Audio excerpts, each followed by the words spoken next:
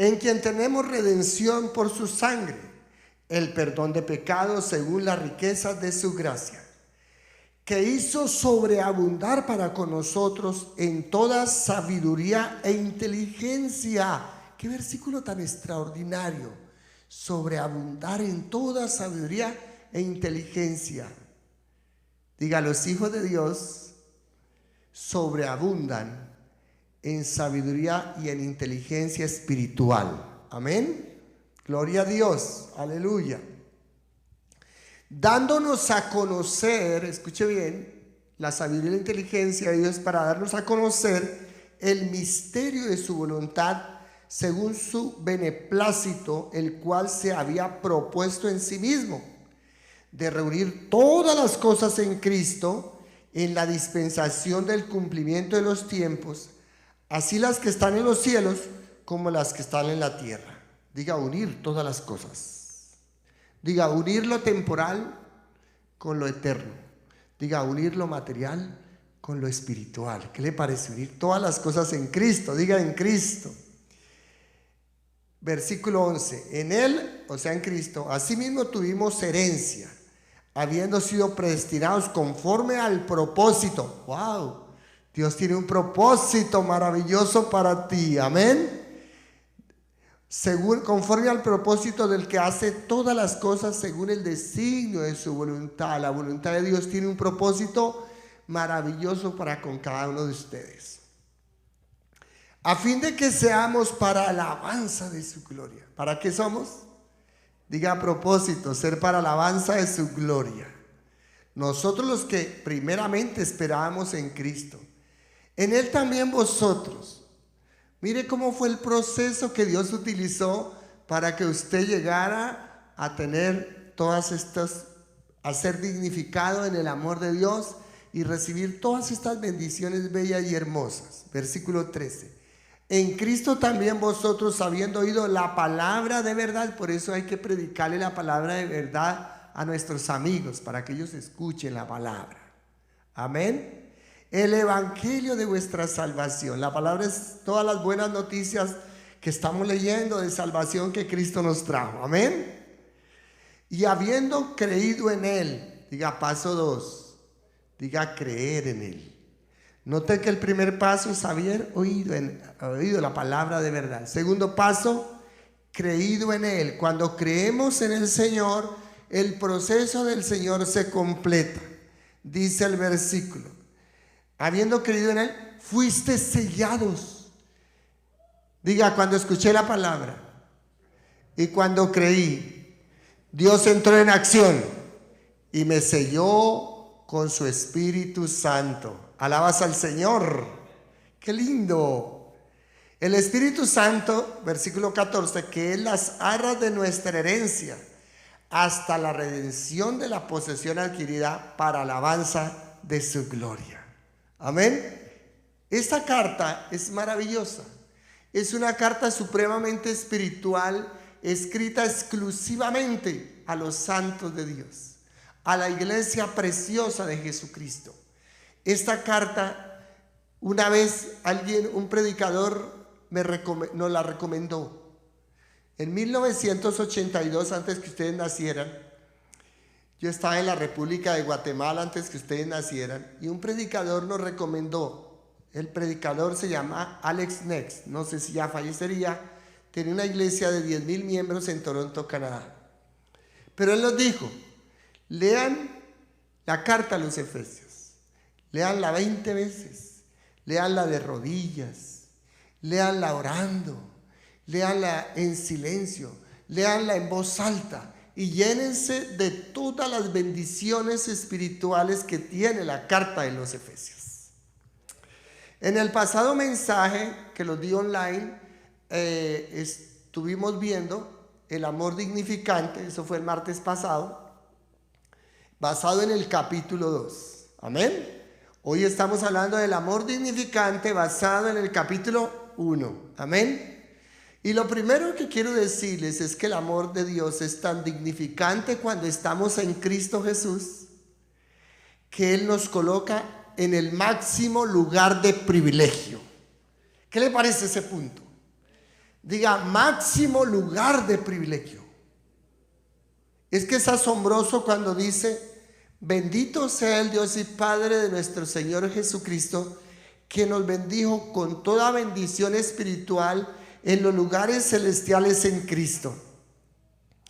El martes pasado yo les subrayaba a ustedes el versículo 2, el capítulo 2, versículo 6, que dice, y juntamente con Cristo nos resucitó a sí mismo, nos hizo sentar en lugares celestiales con Cristo. O sea que cuando la Biblia habla de que nos bendijo con toda bendición espiritual, primero nos está planteando todas las bendiciones espirituales que usted ya tiene derecho. Pero también nos está planteando la Biblia que también usted ya fue elegido para estar sentado en lugares celestiales en Cristo. Amén. Y dice que nos colocó en el lugar de privilegio con toda bendición espiritual. Diga, estoy en el lugar de privilegio con toda bendición espiritual. Diga, todo por su amor dignificante. Amén. Por eso el versículo es claro. El versículo dice, estás en lugares celestiales con Cristo y has recibido toda bendición en esos lugares celestiales, sentados en los lugares celestiales, con poder de hijos. Diga, poder de hijos. Porque los dos siguientes versículos dice que fuimos desde antes de la fundación del mundo. A ver, les voy a contar algo que a veces la gente no entiende y lo malinterpreta. Antes que existiera la bolita, ¿sabe cuál es la bolita? Nuestro planeta Tierra. Amén. Antes que existiera la bolita, Dios tenía un plan en la eternidad. Y dijo, quiero montarme en un lugar donde hayan muchos hijos que sean iguales a mi hijo. Y ahí dice la palabra, que nos predestinó desde antes de la fundación del mundo para que fuésemos santos y sin mancha, conforme a la imagen de su Hijo. ¿Ok? Algunas personas malinterpretan estos versículos, y aún teólogos con unas teologías así de gordas los malinterpretan y dicen que Dios escogió a un grupo de personas solamente para ser salvos y los demás se pierden. No es cierto eso. Dios desde el día que fundó su mundo quiso que todos los seres humanos de la tierra fueran sus hijos y que se parecieran a su Hijo Jesús. Lo que pasa es que los seres humanos decidieron, se dejaron engañar por Satanás y comenzaron a hacer barbaridades, ¿cierto? Pero el propósito de Dios desde antes de la fundación del mundo era bendecirnos y que fuéramos sus hijos y que disfrutáramos de las maravillas de Dios. Por eso el que logre escuchar este mensaje, le doy un consejo esta noche. Por favor, entréguele su vida a Jesucristo. Entréguele todo su corazón al Señor para que Dios te pueda reconocer como hijo de Él y puedas empezar a disfrutar de ese propósito divino que Dios tenía desde antes de la fundación del mundo. Dios predestinó que la humanidad entera fuera conforme a la imagen de su Hijo Jesús. Amén. Y hoy puede ser que haya alguien por ahí que dice, es que yo me he portado tan mal, soy el peor pecador de la tierra. Sin embargo, si va a Jesús, Jesús lo perdona, lo hace nueva criatura, gloria al Señor, pone su Espíritu Santo dentro de su ser, gloria a Dios, y lo convierte en su hijo y cumple con el propósito determinado de antes de la fundación del mundo. ¿Cuántos alaban al Señor? Por eso, mis amados, es tan lindo escuchar esto, porque todo fue por amor. El puro afecto, dice la palabra, el puro afecto de su voluntad, dice el versículo 5. Todo por su amor. Diga, somos dignificados, todo por su amor. Note que antes estábamos en pecado, perdidos, pero ahora estamos en el lugar de privilegio. Todo por su amor maravilloso. Así que gózate cada día, levántate feliz y diga, soy hijo de Dios, estoy en los lugares de privilegio más lindos del mundo, soy hijo de Dios. Y disfrute de esa bendición. Amén. Pero otro punto que quiero compartir con ustedes es que nos escogió para ser sus hijos. Amén. Ya traté algo, ya le aclaré algo, ¿verdad? Nos escogió para ser sus hijos. Por eso dice la palabra del Señor que nos bendijo de tal manera que tenía el propósito que fuéramos sus hijos, para ser como Él, santos y sin mancha delante de Él. Somos otro tipo de persona, definitivamente. Somos la iglesia del Señor. Nosotros nada que ver con las conductas de la calle, ¿verdad que sí? Nada que ver con las conductas del mundo. Nosotros somos un pueblo separado. Dice la Biblia, vosotros que en otro tiempo no erais pueblo, pero ahora sois el pueblo de Dios. Amén. Entonces dice, vosotros que en otro tiempo no habíais alcanzado misericordia, pero ahora habéis alcanzado misericordia. O sea que somos el pueblo que estamos, somos sus hijos, estamos bajo su bondad y su misericordia y su gran amor, y hemos sido dignificados como hijos de Dios. ¿Cuántos alaban al Señor? Usted es hijo, disfrute de ser hijo. Mira, yo escuché una vez algo que me llamó la atención. Dicen que estaba el presidente en su oficina principal, y allá había un salón de espera donde se sentaban los senadores y todas las personas que tenían una cita con el presidente. Así que todos esperaban. De pronto llegó un jovencito como de unos 14, 15 años, sencillo, vestido muy sencillo en jean y con sus zapatitos tenis deportivos, su camisetica, y de pronto abrió la puerta, miró hacia adentro y se metió a la oficina del presidente. Los unos a otros se miraron y dijeron, ¿y es que este quién es? Este tenía cita. Otro que conocía dijo, es que él es el hijo del presidente. ¿Cuántos son hijos? ¿Cuántos se atreven a entrar confiadamente a la presencia del Señor como los hijos del presidente? Acérquese a papá, hable con él. Por eso el planteamiento comienza así: bendito sea el Dios y Padre. Amén. Bendito sea el Dios y Padre. ¿Y qué vino el Señor Jesucristo a enseñarnos? Vino a enseñarnos que nosotros deberíamos aprender a tener una linda relación con nuestro Dios como nuestro Padre. Yo una vez entré en una librería y vi un título de un libro. Nunca lo leí, no sé, pero se refería, yo creo que un comentario sobre el Padre Nuestro. Pero el libro se llamaba Me atreví a decirle Padre. Oiga bien, me atreví a decirle Padre. ¿Cuántos se atreven? ¿Cuántos se sienten felices y seguros? El escritor a los hebreos dice, acérquense con toda confianza al lugar santísimo. En la antigua ley los judíos no podían entrar al lugar santísimo, solo el sumo sacerdote una vez al año a ofrecer un sacrificio. Pero ahora todos los hijos pueden abrir la puerta y entrar y mirar y aquí estoy, y meterse al lugar santísimo. ¿Cuántos alaban al Señor? Somos hijos, somos hijos. Gloria a Dios. Nuestro Padre nos ha dignificado. Dígalo conmigo, todo por su amor. Dígalo, todo por su amor. Gloria a Dios. Su amor es ¿qué? Grande. Hemos sido aceptados en ese amado Hijo. Amén. Dice la palabra del Señor, nos hizo aceptos en el amado.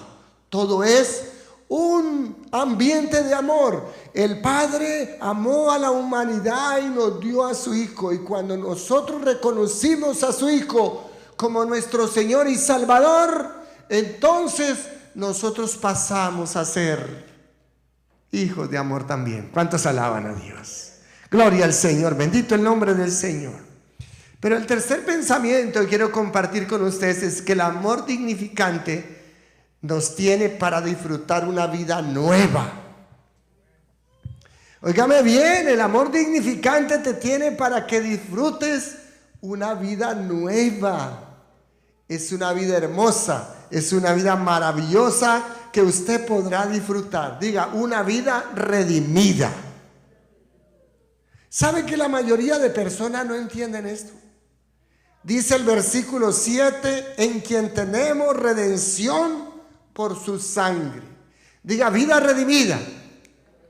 Vida redimida significa que el Señor nos ha limpiado de toda maldición. Significa que el Señor ha pagado el rescate que nos tenía esclavos y el Señor nos ha hecho libres. Diga, libres. Entonces, cuando el Señor llegó a nuestro corazón, una de las cosas que hizo el Señor fue redimirnos con su sangre. Él, al morir en la cruz y derramar su sangre como el Cordero de Dios, amén, su sangre nos redimió de toda maldición. Y yo lo sigo repitiendo. En la antigua ley, en la ley de Moisés, las maldiciones eran terribles. Las maldiciones afectaban la vida. Por ser pecaminosos, estábamos afectados. Pero en la nueva ley del Señor, Él murió en una cruz y se hizo maldición por nosotros para que disfrutáramos de la bendición que le había prometido a Abraham. Y esa bendición consistía en que seríamos libres de todo pecado. Amén. Diga, libres del pecado. Pero ustedes se acuerdan que cuando Adán y Eva pecaron, allí en el paraíso, la causa del pecado produjo una serie de maldiciones sobre la tierra y sobre la vida de Adán y Eva. ¿Recuerdan que aún el Señor le dijo a Eva, mira, hasta se te van a multiplicar los dolores en tus partos? Va a ser duro para ti tener un hijo, le dijo el Señor. Pero mira, ¿qué quería decir todo eso? El Señor le dijo, mira, Adán, vas a tener que trabajar duro y la tierra te va a producir abrojos y espinos a causa de tu pecado. Y polvo eres y en polvo te convertirás y tendrás que ganarte el pan con el sudor de tu frente. Y el Señor les hace todo, les cuenta lo que pasa a causa del pecado. Entonces ahora el Señor lo que hace acá en la epístola que nos está hablando es que el Señor nos ha redimido en su sangre. Diga, nos ha redimido de toda maldición del pecado en el paraíso. Entonces en esas maldiciones se afectaba la salud. ¿Se acuerda que Adán y Eva tenían miedo? Diga, en la sangre de Cristo no hay miedo. Somos hijos, amén. Diga, tenemos una vida nueva en la sangre de Cristo. En esa redención hermosa, ya usted no tiene que trabajar como un esclavo para ganarse su pan. No. Dios va a bendecir la obra de sus manos. Dios te va a bendecir y te va a ayudar y te va a prosperar. Bendita será tu finanzas, bendita tu canasta, tu arteza, tu comida. Todo va a ser bendito. Hoy mientras iba con el hermano Gilmar a recoger el mercado para traerle a los hermanos de la iglesia, yo pensaba y decía, Dios cómo es un Dios de abundancia, cómo da pan de abundante, gloria a Dios. Así que mis hermanos, Dios nos ha escogido para que tengamos una vida nueva. Y ahí me gustaría que usted se lo aprendiera en los 5 dedos de la mano. Diga, soy redimido del pecado, de la ruina, de la enfermedad, de la condenación y de la muerte. Otra vez, a ver, soy redimido del pecado, de la ruina, de la enfermedad, de la condenación y de la muerte. Por eso nos debemos aferrar y orar y clamar. Si alguien se enferma, orar y clamar y clamar y clamar. Los redimidos tienen derecho a todas estas bendiciones. ¿Cuántos alaban al Señor? Diga, somos participantes y disfrutamos de una vida nueva. Dice acá la palabra que esa vida nueva nos ha hecho sabios e inteligentes para comprender los bellos misterios del Señor. Pablo en otra epístola a los Colosenses dice, estoy orando para que el Señor los llene a ustedes de conocimiento y de inteligencia espiritual. Amén. Dios quiere volverlo a usted muy inteligente espiritualmente. La Biblia dice que el inteligente se aparta del mal. Dígalo conmigo, el inteligente se aparta del mal. Diga, el sabio teme a Dios, respeta los mandamientos de Dios. Diga así, el sabio teme a Dios, respeta los mandamientos de Dios. Diga, y el inteligente se aparta del mal. ¿Cuántos alaban al Señor? Diga, escogidos para disfrutar de una vida nueva. Diga, todo por amor. Esa vida nueva tiene propósito. Diga, vida de propósito.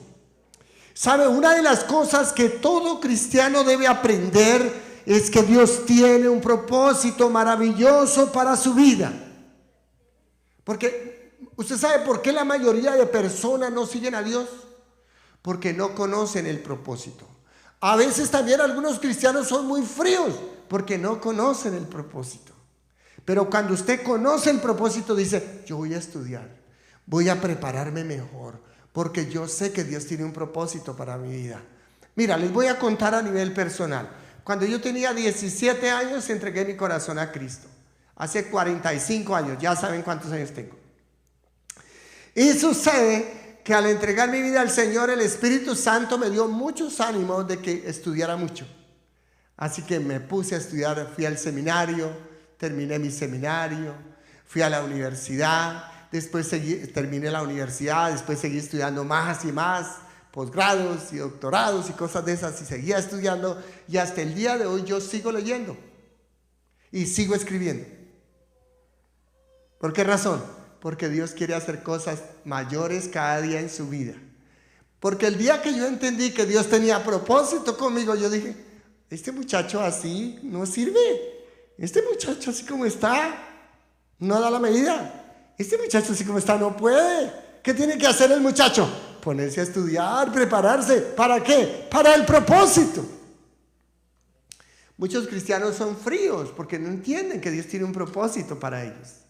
Pero cuando usted entiende que Dios tiene un propósito, usted dice, sí, voy a orar más hasta encontrar el propósito. Sí, voy a estudiar más la palabra. Sí, voy a leer más libros. Amén.